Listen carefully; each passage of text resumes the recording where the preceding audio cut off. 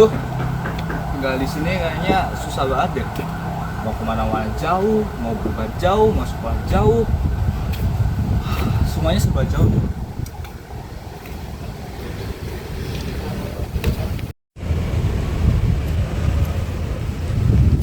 Duh, ada aja.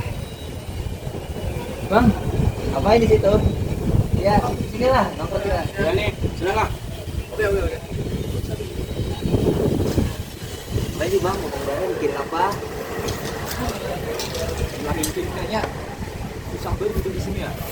Mau kemana-mana susah, mau berobat, sekolah susah deh. Bener banget, anak-anak kalau mau sekolah tuh susah banget. Apalagi di sini harus pakai perahu ya. Susah banget itu. Jangankan itu, untuk kebutuhan sehari-hari aja kita harus ke Malaysia. Di sini tuh udah Aduh. tersedia. Katanya negara kedaulatan ya. Lu tuh kayak gini. Ya, semoga pemerintah kita turut sadar dan tidak melupakan kita-kita ini yang ada di perbatasan negara. Setuju. Jadi Kalimantan nih setelah aku cek kemarin, ternyata mereka belum punya DTRKP nya. Padahal kan mereka itu harusnya negara, mereka itu harusnya provinsi yang punya dokumen ini gitu. Karena kan mereka berbatasan langsung sama Malaysia, Sarawak, Sabah gitu. Menurutmu gimana, Wan? Oh, kalau menurutku sih itu kita perlu dibikin ya, karena untuk sebagai penjaga keamanan negara juga. Terutama di PLBN gitu. Fasilitas PLBN mereka tuh bayangin dari banyaknya pos-pos perbatasan, PLBN yang udah terstruktur tuh hanya 3 sampai 4. Oi. Lah kenapa kau? Tumben-tumben banding buku. Pusing nih. Kalau kau sendiri kenapa? Kalau kau tanya, aku sekarang lagi agak geram gitu. Soalnya gimana? RDTRKPN itu kan dokumen penting ya buat wilayah perbatasan negara. Bisa-bisanya tuh Kalimantan Utara belum bikin gitu loh. Ya itu mah bukan masalah yang itu harus cepat diatasi oleh pemerintah ya. Entahlah. Sepertinya para tua bangka itu tidak mengerti bagaimana kita sebagai perencana. Untuk permasalahan ini, kemungkinan kita harus turun tangan. Gimana mungkin peran kita aja hanya sebatas advokat dan konsultan perencana. Setuju sih.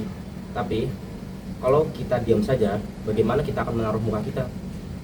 Oke, sebelum kita lanjut, mungkin sebelum kita sampai pada kesimpulan tertentu, kita harus mendekati masalah ini sebagai seorang perencana. Kita harus amati dulu, pastikan data-data yang kita ambil, yang kita jadikan kesimpulan kita tuh udah benar-benar bagus gitu. Coba kalian lihat dokumen yang ku temukan.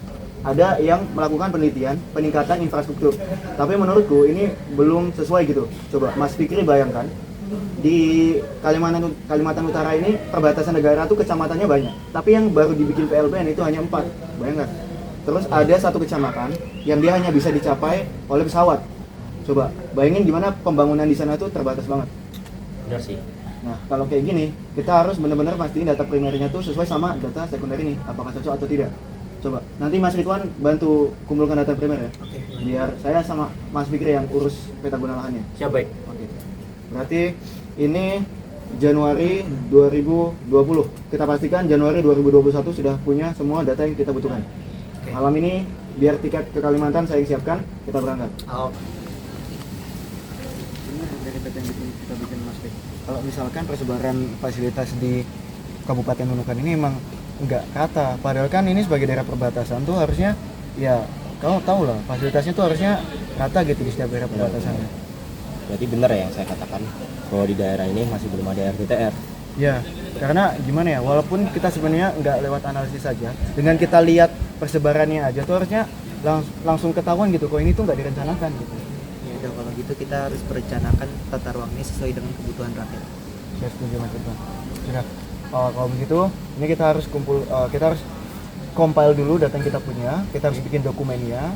Nah nanti mungkin 1 atau 2 minggu setelah kita compile datanya, kita minta audiensi sama gubernur. Nah, nanti dari sana baru kita ajukan dan kita harus bisa bikin dokumen yang kita susun itu diterima. Karena ini menyangkut kebermanfaatan masyarakat juga. Setuju? Setuju. Baik. Terus kita harus ke pos kita dulu. Kita harus ini tadi Ini ya. Assalamualaikum Pak Bu, mohon minta waktunya sebentar ya. Kenapa mas? kita Mau digusur ya? Enggak, tenang aja. Kita mau wawancara mengenai fasilitas yang ada di daerah ini. Nah, Duduk izin dulu. waktunya ya. Mari Pak. Nah, jadi terkait fasilitas di sini tuh apa ada kurangnya atau gimana ya? Setuju sih Pak, di daerah sekitar sini ya fasilitasnya itu kurang banget sih Pak. Soalnya kami juga mau kegiatan apapun juga terhambat. Bener banget tuh. Kita bahkan buat kebutuhan sehari-hari harus Indonesia belanja. Yang kalau misalnya di antara kita ada yang sakit, nah, puskesmasnya jauh, bahkan obat-obatannya pun nggak lengkap. Selain itu ada lagi.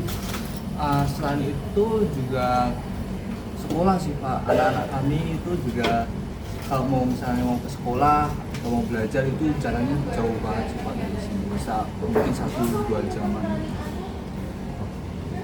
Baik, masalah ini akan kami bahas bersama pemerintah dan ajak untuk berdiskusi bersama. Oke baik, terima kasih ya Pak Bu atas waktunya. Mohon maaf mengganggu. Ya, makasih banyak Pak. Makasih banyak Pak.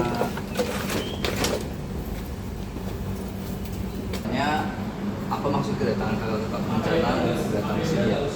Bapak Ibu Gubernur, kami mohon izin sebelumnya. Maksud kedatangan kami kemari adalah ingin menyampaikan salah satu dari suara rakyat mengenai urgensi dari pembentukan RDTR KPN ini, Bapak Ibu. Karena menurut kami juga pembentukan RDTR KPN ini penting untuk menunjang keberlanjutan pembangunan dan kesejahteraan masyarakat. Saya paham betul dengan keadaan yang ada di sekitar sini.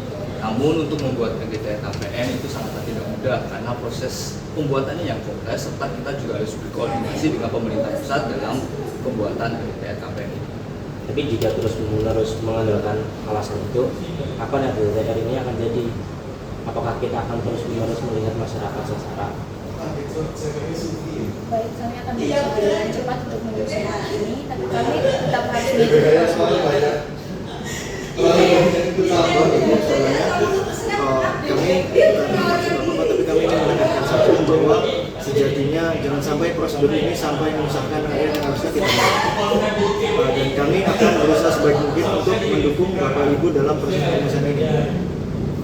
Jadi kalau ada info atas pembuatan RDTR KPN mungkin kami akan infokan selebihnya ke pemerintah. Mungkin nanti kami akan menunggu informasi dari Bapak dan Ibu. Kami juga akan membawa dokumen yang telah kami siapkan. Terima kasih. Ini hari ini. Semoga apa yang kita bawa dan apa yang kita sampaikan bisa dilakukan. Assalamualaikum. Mohon izin Bapak Gubernur. Mohon izin Bapak Gubernur dan Ibu Asmi. Jadi kami sesuai dengan janji kita kemarin dan berhubung Bapak juga sudah menghubungi kami terkait persetujuan penyusunan RDTR. Kami ingin melampirkan juga terkait dokumen kami yang sudah kami susun kemarin. Bagaimana? Apa langkah selanjutnya untuk menangani masalah ini? Apakah sudah jelas atau masih tidak jelas seperti kemarin? Saat ini kami sudah mulai ditinjau dan mengumpulkan data beberapa warga. Alhamdulillah, langkah yang baik.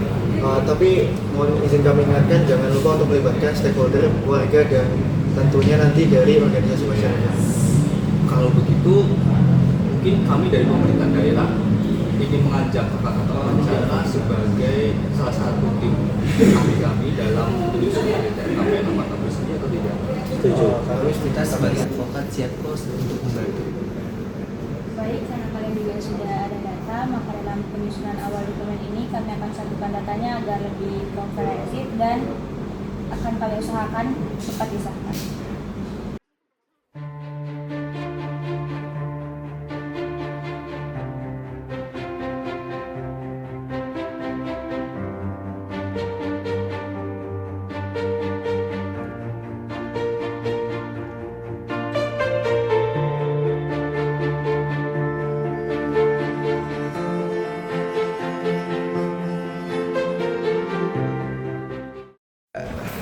Woi, dan nih, Gimana nih Mas?